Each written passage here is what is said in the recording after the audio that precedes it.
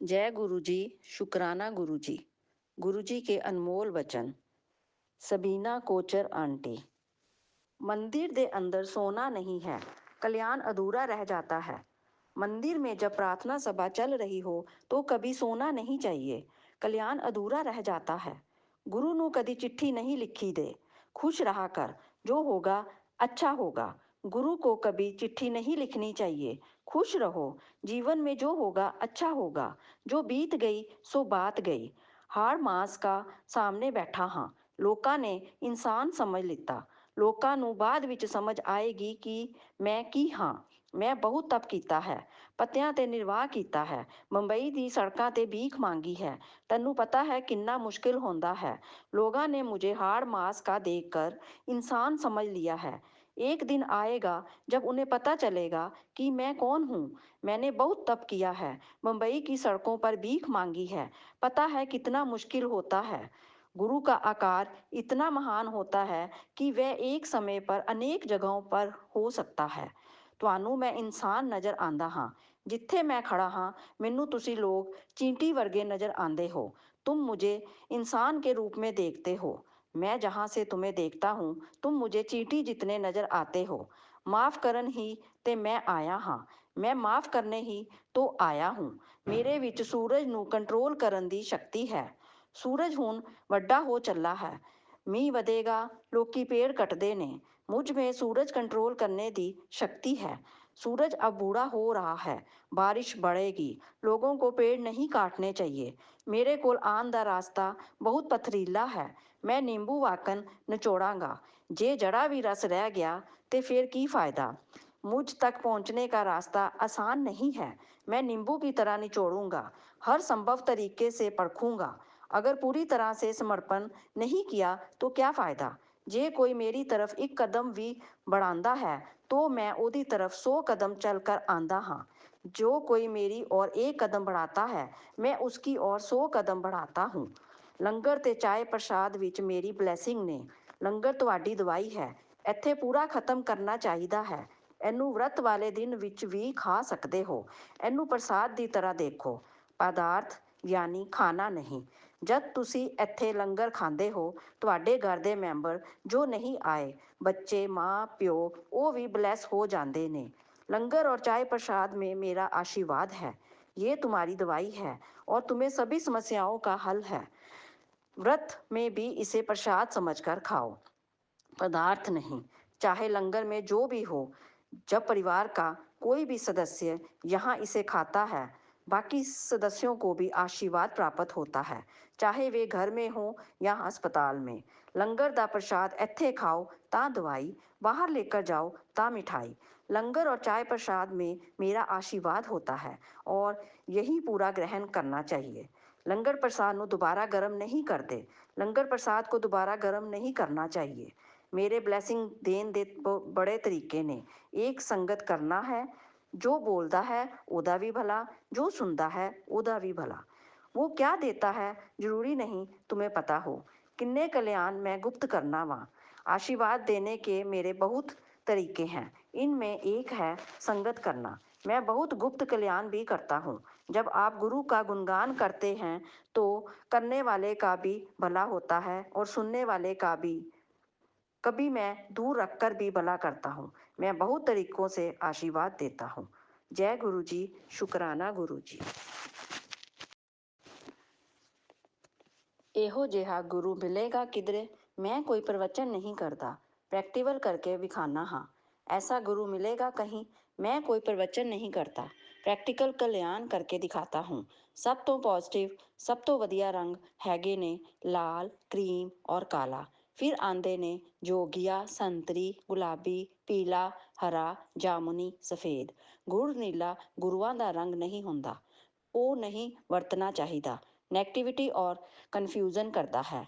ਪਾਣ ਵਾਲੇ ਨੂੰ फिरोजी, आसमानी, नेवी ब्लू चंगे ने। सकारात्मकता और समृद्धि के लिए सबसे अच्छे रंग होते हैं लाल, क्रीम और काला। फिर आते हैं नारंगी, गुलाबी, पीला, हरा, जामुनी और सफ़ेद। गुड़ नीला इलेक्ट्रिक ब्लू गुरुओं का रंग नहीं होता, उसका उपयोग नहीं करना चाहिए। उससे पहनने वाले को नकारात्मकता और संभ्रम होते हैं।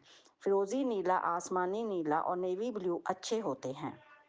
जब मैंने उनसे पूछा कि क्या वह ऐसा मेरे परिवार के लिए कह रहे थे, तो उन्होंने उत्तर दिया, जो सुन ले उसका भला।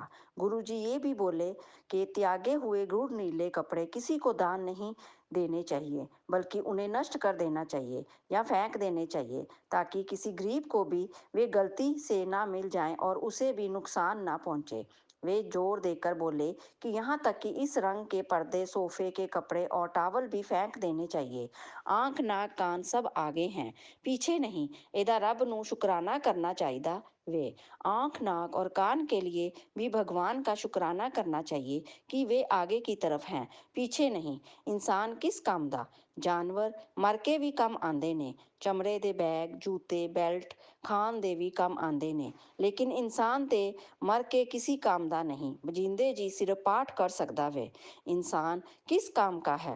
जानवर तो मरकर भी काम आते हैं।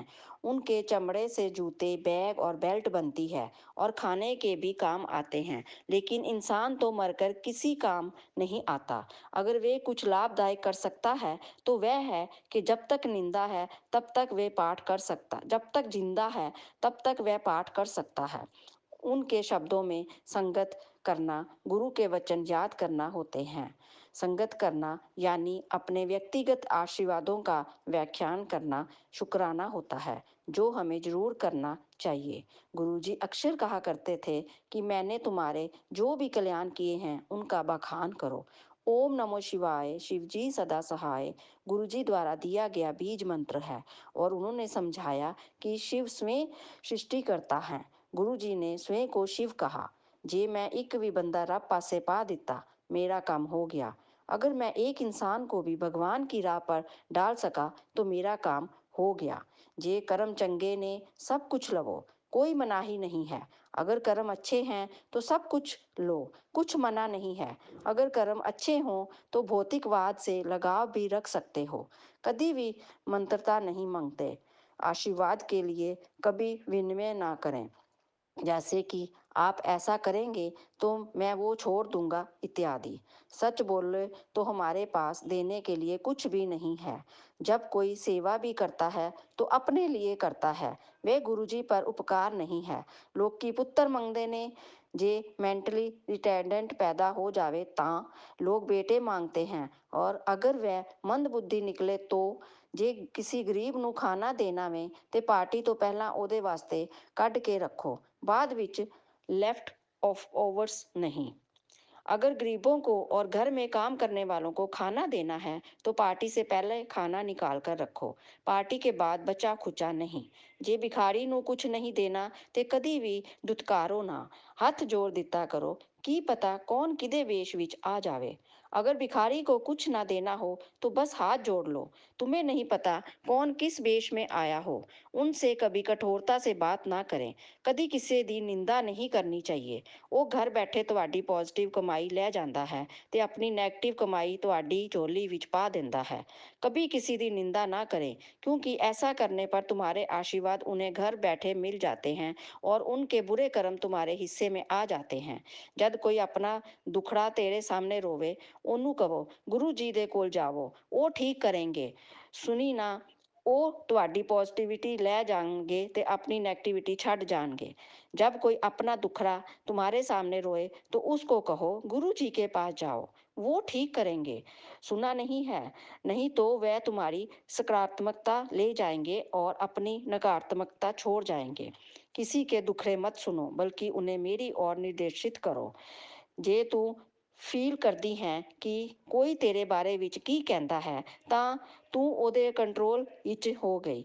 अपने कंट्रोल ਵਿੱਚ रहना होना सीखो। अगर तू महसूस करती है कि कोई तेरे बारे में क्या कहता है तो तू उसके नियंत्रण में हो गई। अपने नियंत्रण में होना सीखो। दूसरा कोई आपके बारे में क्या कहता है उससे प्रभावित होना छोड़ दें। आपको अपने नियंत्रण में रहना चाहिए, औरों के नहीं। ਗੁਪਤ ਪਾਠ ਔਰ ਗੁਪਤ ਦਾਨ ਕੀਤਾ ਕਰੋ। ਨਾਲ ਬੈਠੇ ਨੂੰ ਨਾ ਪਤਾ ਚਲੇ कि ਤੁਸੀਂ पाठ कर रहे हो। गुप्त पाठ और गुप्त दान किया करो। पाठ ऐसे करना चाहिए कि साथ बैठे हुए को भी ना पता चले। गुप्त दान करो तो औरों को उसके बारे में ना बताया करो। घर विच कैक्टस और बोनसाई स्टैंडर्ड ग्रोथ प्लांट नहीं रखना। कैक्टस और बोनसाई रुके हुए विकास वाले पौधे घर पर नहीं रखने चाहिए। ਉਹ ਸੇਵਾ ਜਿਹਦੇ ਪਿੱਛੇ ਮੰਗ ਹੈ ਉਹ ਅਸਲ ਸੇਵਾ ਨਹੀਂ। ਅਸਲ ਸੇਵਾ ਨਿਸਵਾਰਥ ਹੁੰਦੀ ਹੈ। जिस सेवा के पीछे कोई मांग हो वह असली सेवा नहीं होती। असली सेवा ਨਿਸਵਾਰਥ होती है ਬਿਨਾਂ ਕਿਸੇ ਮੰਗ ਕੇ। ਜੋ ਕੰਮ ਤੁਸੀਂ ਕਰਦੇ ਹੋ ਉਹਦੇ ਕਰਨ ਨਾਲ ਕਿਸੇ ਹੋਰ ਦਾ ਵੀ ਭਲਾ ਹੋ ਜਾਵੇ ਤਾਂ ਕੀ ਫਰਕ ਪੈਂਦਾ ਹੈ। अगर आपके दैनिक जीवन में आपके किए गए कार्य से किसी और का भला हो जाए तो क्या फर्क पड़ता है। गुरु जी का हुक्म था कि उनके बारे में कभी कुछ मीडिया में ना छपे। जो प्रवचन करते ने बोलते ने वो असल नहीं। असल गुरु हमेशा अपने आप ਨੂੰ लुकाएगा। असली गुरु हमेशा अपने आप को छुपाएगा। जो स्वयं को गुरु घोषित करते हैं वे असली गुरु नहीं होते। ਦੋ ਜਣੇ ਨਾਲ ਬੈਠੇ ਹੋਣਗੇ ਫ੍ਰੈਗਨੈਂਸ ਇੱਕ ਨੂੰ ਆਏਗੀ ਦੂਜੇ ਨੂੰ ਨਹੀਂ ਕਿਉਂਕਿ ਇਹ ਮੇਰੇ ਉੱਤੇ ਹੈ ਕਿ ਕਿਹਨੂੰ ਦੇਣੀ ਹੈ। दो लोग साथ बैठे होंगे खुशबू एक को आएगी दूसरे को नहीं क्योंकि ये मेरे ऊपर है कि किसे देनी है। गुरु जी के शरीर से सुगंध उनकी मर्जी से आती है। वे उनका प्रसाद है। वे किसी को कहीं भी आ सकती है। मंदिर में या घर में गुरबानी दे टेप सुनते हो। मैंने उत्तर दिया हाँ जी गुरु जी कदी कदी समझ आंदे ने। मैंने उत्तर दिया जी थोड़े थोड़े सुनिया करो चंगे होंदे ने। वे बोले जद मैं ਤੁਹਾਨੂੰ ਡਾਂਸ ਕਰਾਨਾ ਵਾਂ ਤੁਹਾਡੀ ਬੋਡੀ ਦਾ ਪੂਰਾ ਐਕਸਰੇ ਖਿੱਚ ਜਾਂਦਾ ਹੈ। और जिथे खराबी होती है मैं ठीक करना वां। जब मैं डांस करवाता हूँ आपके पूरे शरीर का एक्सरे मेरे सामने आ जाता है। फिर उसमें जो खराबी होती है मैं उसका इलाज करता हूँ। गुरु जी ने संगत को शिव पुराण पढ़ने के लिए कहा। बोला बोता पैसा चंगा नहीं होता। साईं इतना दीजिए जा मैं कुटुंब समाए।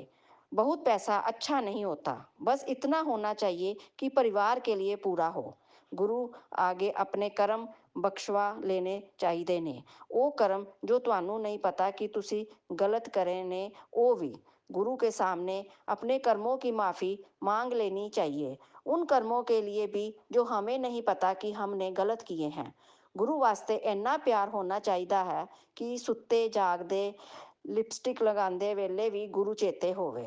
गुरु के लिए आपका प्रेम इतना होना चाहिए कि आप सोते जागते यहाँ तक कि लिपस्टिक लगाते समय भी उन्हें याद करें। मोक्ष मिलता है। मैंने पूछा जे चंगे कर्म करो ता मानवता के लिए अच्छे कर्म करें। मैं रसिक बैरागी हूँ। तुम्हें भगवान की ओर ले जाता हूँ लेकिन तुम्हारे पारिवारिक कर्तव्यों से दूर नहीं करता। मैं सृष्टि के फेर में भी हस्तक्षेप नहीं करता लेकिन जिद्दे उत्ते गुरुओं की मौज आ जावे लेख मिटाकर नवा लेख लिख सकना वां। आम तौर पर मैं सृष्टि के लेख में दखल नहीं देता लेकिन जिसके ऊपर गुरु की मौज आ जाए तो गुरु लेख मिटाकर नए लेख लिख सकता है। अगर चाहूँ तो तुम्हारा भाग्य बदल सकता हूँ। गुरुआं दी गल पत्थर दी लकीर। गुरु के शब्द परम है। जो मैंने कहा है वह होकर रहेगा। नेगेटिव गाने नहीं सुनने चाहिए। हर नेगेटिव सीरियल पिक्चर नहीं देखनी। उदास और दुखी गाने नहीं सुनने चाहिए। नकारात्मक फिल्में देखने से बचें। मांगलिक फजूल दे वहम ने। किसी व्यक्ति का मांगलिक होना बेकार वहम दी बात है। ऐसा कुछ नहीं होता। घर दा लंगर सब तो चंगा होता है। घर में बना लंगर सबसे अच्छा होता है। बहुत अधिक बार खाने से बचें। आत्महत्या करना बहुत बड़ा पाप होता है। आत्महत्या करना बहुत बड़ा पाप होता है। चढ़ाए हुए फूल नहीं लेने। घर जाते वक्त नदी विच बहा देना।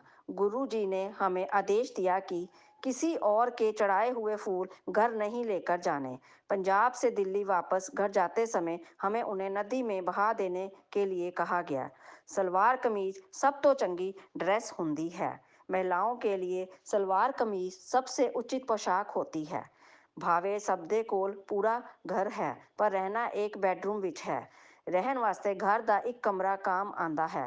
व्यक्ति के पास पूरा घर होता है लेकिन वह वास्तव में उपयोग सिर्फ एक बेडरूम का करता है। ਜੇ ਮੇਰੀ ਫੋਟੋ ਨਾਲ ਤਾਂਬੇ ਦਾ ਲੋਟਾ ਛੁਆ ਦਿਓ ਤਾਂ ਉਹ ਬਲੈਸ ਹੋ ਗਿਆ ਹੈ। ਕਦੀ ਵੀ ਡਿਟਰਜੈਂਟ ਦੇ ਨਾਲ ਨਹੀਂ ਧੋਣਾ। ਰਾਤੀ ਨਿੰਬੂ ਜਾਂ ਰਾਖ ਦੇ ਨਾਲ ਧੋ ਕੇ ਭਰ ਕੇ ਰੱਖੋ, सवेरे पी लो। गुरु जी ने ऐसा तांबे के लोटे के बारे में कहा उन मरीजों के लिए जो बड़े मंदिर नहीं आ सकते। मेरी तस्वीर तांबे के लोटे को छुआ देने से वह धन्य हो जाता है। उसे कभी भी साबुन से नहीं धोना चाहिए। धोने के लिए केवल नींबू या राख का उपयोग करें। रात को उसमें पानी भरकर रखें और सुबह सबसे पहले उसे पी लें। ਇਹ ਕਲਯੁਗ ਹੈ, ਇਹਦੇ ਵਿੱਚ ਰੱਬ ਜਲਦੀ ਮਿਲ ਜਾਂਦਾ ਵੈ। पुट्ठा नहीं लटकना पैंदा। कलयुग में भगवान जल्दी मिल जाते हैं। पेड़ से उल्टा लटक कर तप नहीं करना पड़ता। बस प्रार्थना कीजिए और उन्हें याद कीजिए। उनके शरीर से एक मधुर सुगंध निकलती थी। उन्होंने मुझे बताया ऐसे सालों का तप करने से हुआ। भीतर एक स्वर्ग जिसे सचखंड कहते हैं। उनकी उपस्थिति में नई या पुरानी संगत जैसा कुछ नहीं था। उन्होंने हमें बताया कि हम कितने सालों से उनसे जुड़े हैं। उनकी गिनती नहीं करनी है, क्योंकि ये केवल वे जानते हैं कि हम उनसे कितने जन्मों से जुड़े हुए हैं। वे हमारा बीता हुआ कल, आज और आने वाला कल जानते हैं। उनसे कुछ भी छिपा नहीं है। वे हमें ये भी बता सकते थे कि किसी ने भोजन में क्या खाया है, ये दर्शाने के लिए कि वे सब जानते हैं। मेरे नाल डायरेक्ट कनेक्शन जोड़ो, मेरे साथ सीधा संबंध बनाओ। मैं पहले उनको आशीर्वाद देता हूँ जो आपको मेरे पास लेकर आए। उसके बाद आपकी अपनी यात्रा है। गुलाब विच भी कंडा हुंदा है, गुलाब में भी कांटा होता है। अगर किसी अच्छी चीज के साथ कुछ बुरा जुड़ा हुआ है, उसे अपना लो, क्योंकि कुछ भी पूर्णतया परिपूर्ण नहीं होता। समय किसी का इंतजार नहीं करता। पाठ किधरे भी कर सकते हो। घर ਦੇ किसी भी कमरे ਵਿੱਚ ਰੱਬ ਨੂੰ याद कर सकते हो। टॉयलेट ਵਿੱਚ भी भगवान को कहीं भी याद कर सकते हो। घर के किसी भी कमरे में भी, यहाँ तक कि शौचालय में भी। समय ਨੂੰ ਹਮੇਸ਼ਾ ਵਧਾ ਕੇ ਦੱਸਦੇ ਨੇ। 9:45 ਨਾ ਕਹੋ, 8:45 कहो। समय हमेशा बढ़ाकर बोलना चाहिए, घटाकर नहीं। 9:45 मत बोलो, 8:45 बोलो। ਲੋਕੀ ਇੰਨਾ ਫालतू ਖਰਚਾ ਕਰਦੇ ਨੇ ਵਿਆਹ ਉੱਤੇ। ਵਿਆਹ ਸਿੰਪਲ ਹੋਣੇ ਚਾਹੀਦੇ ਨੇ। असल सेरेमनी कितनी जल्दी हो जाती है। लोग शादियों में बहुत अधिक खर्च करते हैं। विवाह सादे तरीके से होना चाहिए। असल रीति में